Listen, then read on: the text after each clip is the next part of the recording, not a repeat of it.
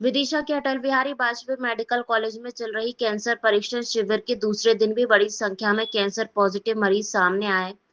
केंद्रीय कृषि मंत्री और इस आयोजन के मुख्य आयोजक शिवराज सिंह चौहान ने स्पष्ट चिंता जाहिर करते हुए कहा कि अब मरीजों का वर्गीकरण किया जाएगा।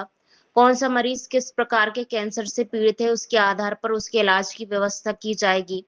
इसके अलावा सामाजिक रूप से नशा मुक्ति के लिए एक जन जागरूकता अभियान भी चलाया जाएगा। मुंबई टाटा मेमोरियल से विशेषज्ञ डॉक्टर भी दूसरे दिन मौजूद रहे। अस्पतालों से बात करेंगे और कोई रास्ता नहीं निकला तो जहां से लाना पड़े मर जाऊं मांगू नहीं, अपने तन के काज परमारथ के कारणे मोही न लागे लाज, कहीं से भी हम किसी को मौका कैंसर, किसी को लीवर का कैंसर, लीवर ट्रांसप्लांट कराओ, किसी को फेफड़े का कैंसर। अब ये रोकना पड़ेगा भाई। यहाँ बैठे सभ्य समाज से मैं कहना चाहता हूं, एक अभियान चले और वो अभियान में चलाने में मैं खुद योगदान दूंगा। डॉक्टर अश्विन एम, डॉक्टर गौरव चौपड़े,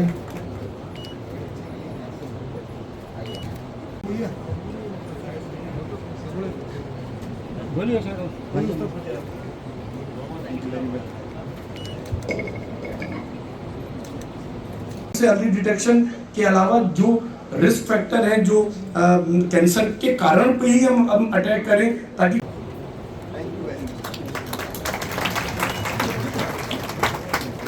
डॉक्टर चेतन कोहलिन, डॉक्टर चेतन कोहलिन, डॉक्टर गौरव, बहुत जल्दी मत करो,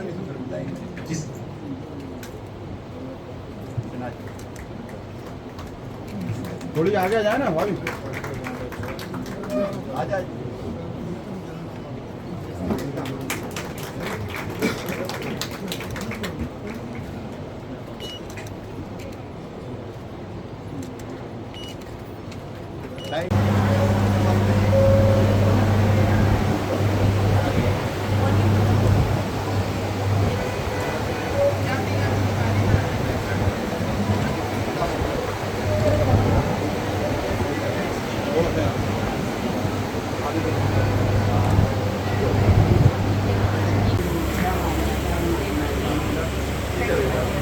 कैसे हो?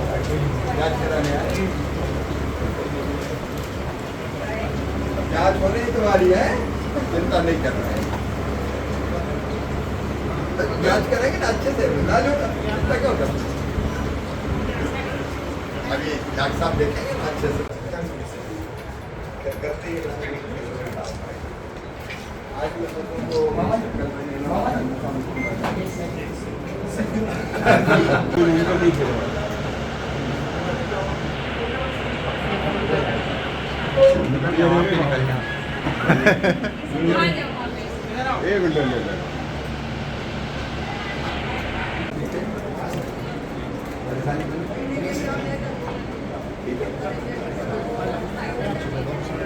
आज एक मिनट आज किसी लोग आगे रहते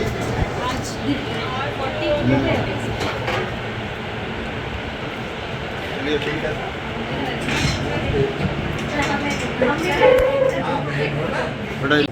जब कोई रास्ता नहीं मिलेगा तो मैं कहीं से व्यवस्था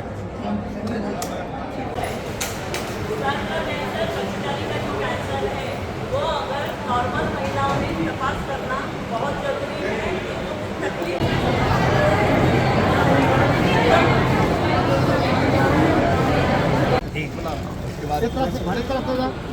आज लगभग पूरी हो गई। कौन सा पियोगे? चेरी बना ये भी होगी। हाँ लो, मोबाइल भरते और बहने आ जाओ, उधर निकल जाओ, बहन आ जाओ। लो दूसरे दिन भी जारी है और एक चिंताजनक संकेत यह है कि बड़ी मात्रा में पॉजिटिव केसेस भी आ रहे हैं। हमारी दोनों तरह की कोशिश है हर पेशेंट की जांच के बाद उनके टेलीफोन नंबर लिखे जा रहे हैं और उनको सजेस्ट किया जा रहा है कि क्या करना है। लेकिन जांच और परामर्श के बाद काम रुकेगा नहीं। आज पूरी सूची बन जाएगी कि किस तरह के कैंसर के मामले आए हैं और उनका इलाज कहाँ होगा। वो अस्पताल भी हम चिन्हित कर रहे हैं। सब मरीजों का वर्गीकरण करके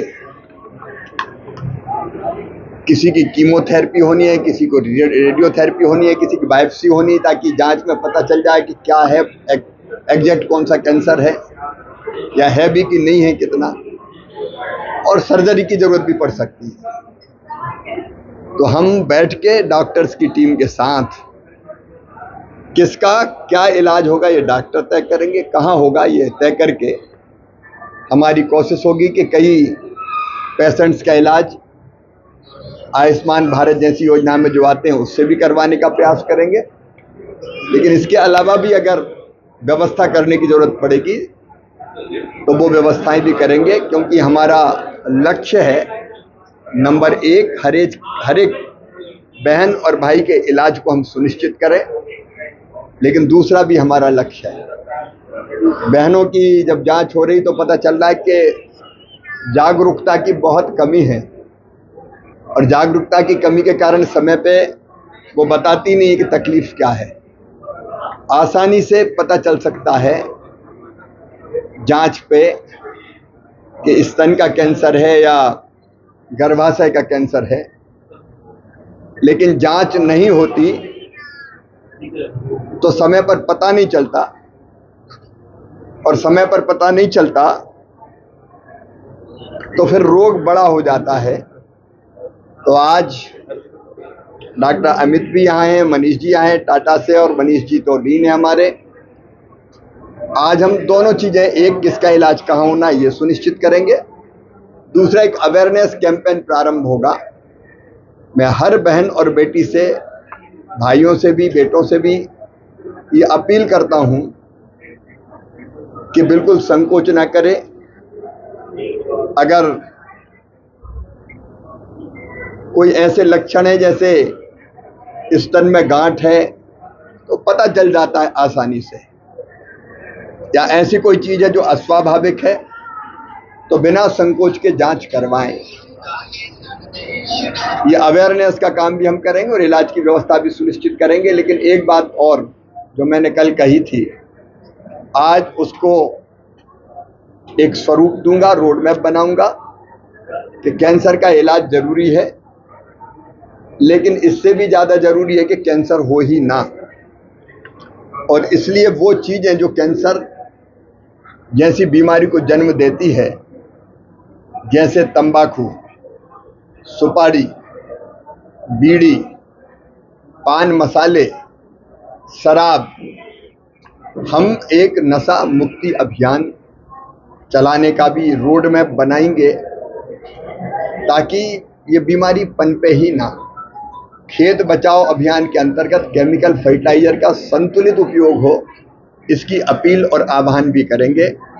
मैं फिर अभी टाटा कैंसर इंस्टीट्यूट से आए हुए आज भी डॉक्टर अमित जी सहित पूरी टीम यहाँ उपस्थित है, उनका आभारी हूँ।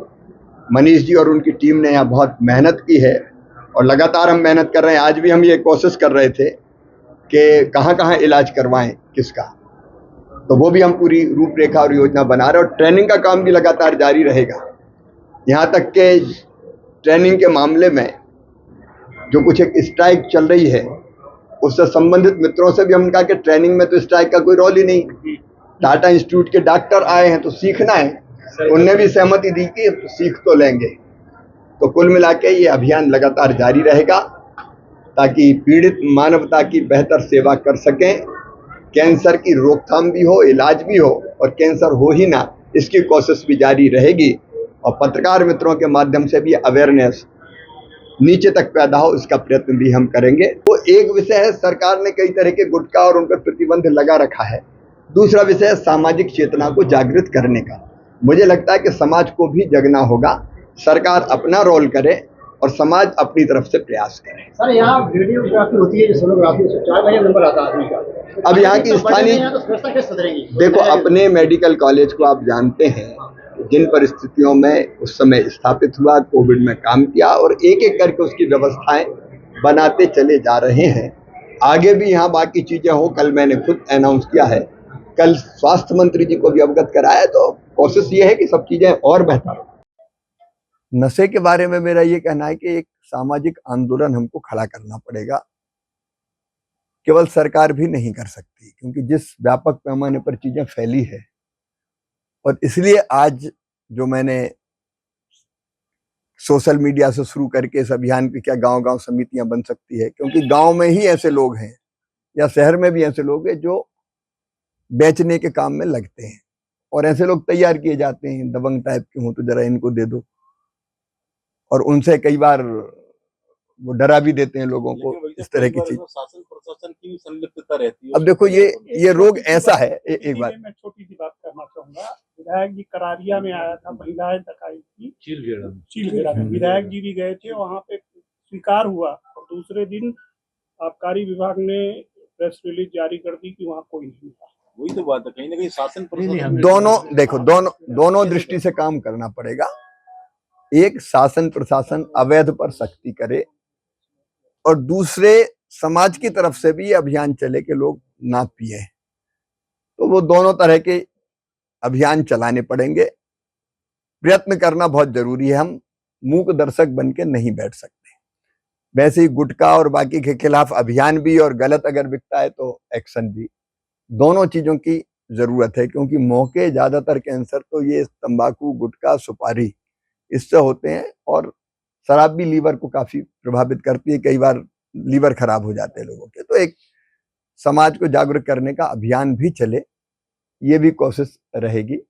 एक और चीज जो देखने में आई वो है बहन और बेटियों को जो कैंसर होते हैं, ब्रेस्ट कैंसर और सर्वाइकल कैंसर, उसका कारण ये कि जागरूकता भी नहीं है। अब बहन को कोई दर्द वाली नहीं है और कोई गांठ है तो वो अवॉइड करती रहती, और बाद में फिर वो फैल जाता है।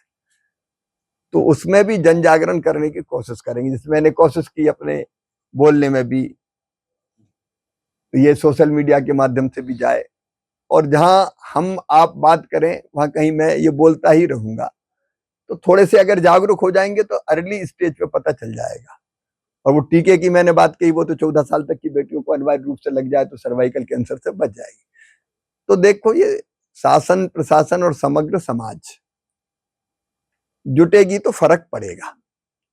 रोग तो है, इसमें कोई दो मत नहीं। तो उस तरह का एक मन में संकल्प है कि सबको जोड़ के, जिसमें आप भी शामिल है, क्योंकि ये काम तो ऐसे कि संपूर्ण समाज का सोचने वाला वर्ग, हर एक सोचता भी नहीं है, तो सोचने वाला वर्ग इसमें लगेगा। तो ये पूरे संसदीय क्षेत्र में तो मैं चलाऊंगा। बाकी अनेकों प्रकार की चीजें अभी दिमाग में चलती है, जिनमें एक है, हमने कृषि का रोड मैप बनाया, बहुत लंबी बात नहीं